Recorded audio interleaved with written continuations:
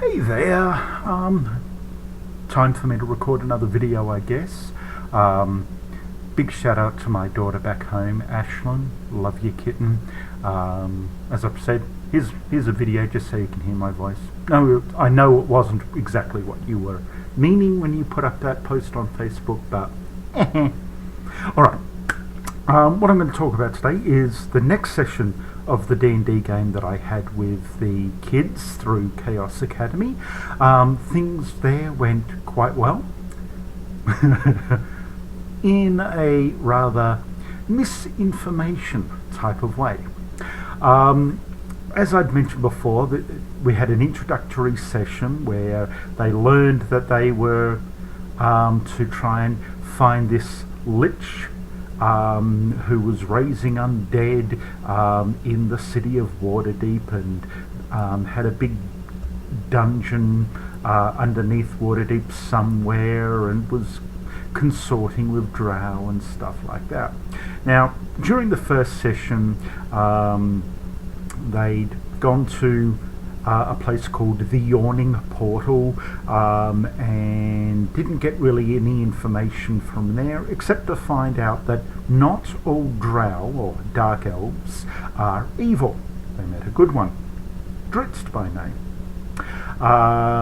and also they met a seer in a back alley in the trade district of Waterdeep, who wanted a sample of each of their blood.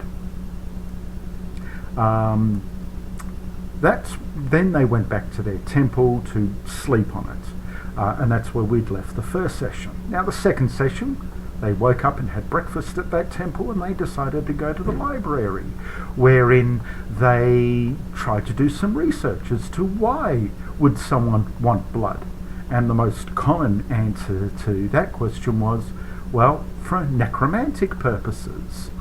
And then they were curious as to what could be done with their blood and things like that. And also they discovered that people are able to mask what they are with a certain spell called Nistel's mystical aura. Because during their first encounter with the seer, one of them had used their divine sense and discovered that the seer was celestial. Interesting. So after they'd done all their research and all that, they decided to go back to the seer just to see if they can find out more information. They did this. This time they actually asked the seer his name. He provided that. His name is Azuth. Now, anyone who knows the Forgotten Realms or Faerun know who Azuth actually is, and anyone who's played in my games in the Forgotten Realms knows that he's a favoured NPC or non-player character of mine. I'm not going to go into too much more detail here because he's going to come back later. Now, they asked him why they wanted his blood, and he said, oh, I just wanted to do some research. They then and ahed about it and finally said no. And then when they were leaving, they sort of told the DM, me, why they thought that this Azuth character might actually be the evil necromancer that they're looking for, and had used magic to mask who he was, to mask the fact that he's really evil, and all that. So they decided they weren't going to get the information that they otherwise could have from him. So their next idea was, they were near the City of the Dead, which is the big cemetery in Waterdeep, so they decided they might go and investigate that. So they went there and find out that it's a big walled off portion of the city, and the gates were locked, and they needed special permission to be able to go into there. And there were some guards there who told them that, well, they need to go to the church to get that permission. And they tried to say, but we're paladins of the church. and the guards informed them, wrong church. Then they realised that they needed to go and get permission from the Church of Kelemvor. Kelemvor is the god of the dead, who's the guy who, when people die, their souls go to him. He judges them and decides where they're going to go into the afterlife. So that's his job there. So they went to the high priest of Kelemvor in Waterdeep and basically said, we're on this sort of mission to find out about this necromancer. And it was the high priest of Kelemvor informed them, well, yeah, I'm the one who actually told your church that that I'd found this information and I needed some people to go and investigate. And then, well, falls under his purview, I guess. Well, her purview, actually, the high priest, but yeah, you get the idea. So they got that permission quite readily from them. Now, to get this far, it has taken me, a couple of minutes to explain. It had taken them over 2 hours and an hour and a half of that was just in the library of them researching and discussing things about why this seer would want their blood and all that. So it had taken them a long game session time to basically get the permission to go into the City of the Dead, where was the most obvious place to start. Well, I thought so. And I hope so, but they got there eventually. So then they went back to the guards at the gate, showed them the signed letter from the High Priest of Kelemvor giving them permission. The guards said, oh great, yep, come on in. Just don't stay in there after sunset. In fact, you want to make sure that about half an hour before sunset you begin making your way out. And the best way to do that is when the sun begins to disappear beyond the tall walls of the City of the Dead. That's a good time to hightail it out of there. So they walked in to the City of the Dead and realised that it's actually very, very pleasant. It's got beautiful lush gardens, very nicely laid out, well-kept paths all through it. Exactly what you would expect a well-maintained cemetery to look like. And that's where I left the session with them. So, yeah, that's where they are. Quite interestingly, parallel to this, I'm doing a solo game with Zdenek. He's playing of all things, an evil drow necromancer. And I'm letting him play an evil character. So all he's done so far is get from Menzo Berenzan, where he started. One of his main missions is to find someone known as Dritz, who was a member of his family to Erdem. And yes, that is the same Dritz that the other characters met in Waterdeep. And so that's one of his primary missions, as well as to get back a book for his goddess from the lich known as Sastam, who's the leader of Thay.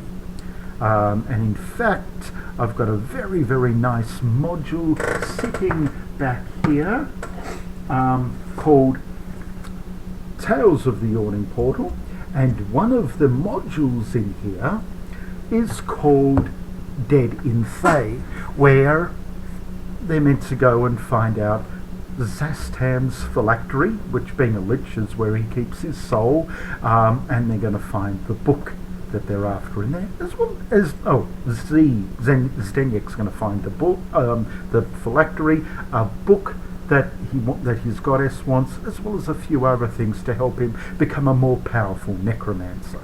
So that's that game, which is running at the same time as I'm running the game for the younger kids in Waterdeep, which is also happening at the same time as the events of the Rise of Tiamat series or pair of modules. So it's all happening at once, and things are going to tie in there as well. So that's where the D&D games that I'm running at the moment are at the moment. I really wish that I could play a game too. Can't find anyone who's a DM around these parts, which is a big shame for me because I'd love to play. Or failing that, even some more adult players, because while it's fun to DM the kids, the eldest of them has just turned 17 and he's sort of in the Monty Hall type of game mindset. And when it comes to problem solving and me doing my typical mess with the mind type games, it's falling on flat ears, flat heads, whatever. But that's where I am at the moment. Hopefully in 2021 I'll find some people. I've got a few feelers out. I know of a few people who've said, "Oh, I've always wanted to play D&D," or "I've played it a little bit in the past and I'd love to play it again." In fact, I know 3 people in the nearby areas who have pretty much said that. So it'd be nice if I could get a game. I could begin running a game for them around here. But it's sort of like trying to herd cats in a room full of rocking chairs, so it's just really difficult. But if those 3 people, and I think you might know who you are watching this, then hey, I've got ideas. I'm more than willing to run games for you, so hey, keep that in mind.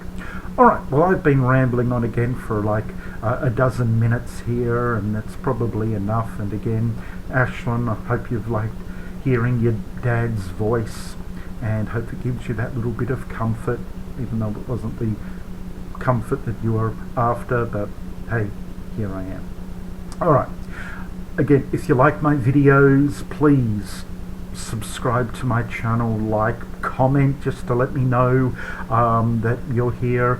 Also, you may have read recently on Facebook that I'm trying to decide what I'm doing with some of my social media accounts. Looks like I'm going to be ditching my Twitter and TikTok and Instagram and Snapchat, but I am going to keep my Facebook, of course, YouTube, of course, but Discord and Twitch. So if you're on either of those, please send me a message to let me know your Twitch or Discord IDs, so I can add you, I can follow you, and we can chat in those programs. Because especially Twitch and Discord, I've got 3 people that I know in each of them that I have as friends. So please let me know. All right, enough from me from now.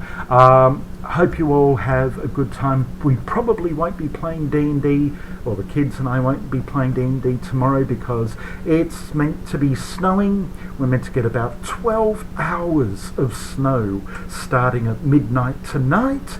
So it's going to be a quite white morning, and probably not much in the way of kids being able to do any type of real schoolwork. So, hey, I've just hit 14 minutes, so again, take care everybody, be good, and talk to you next time. Bye.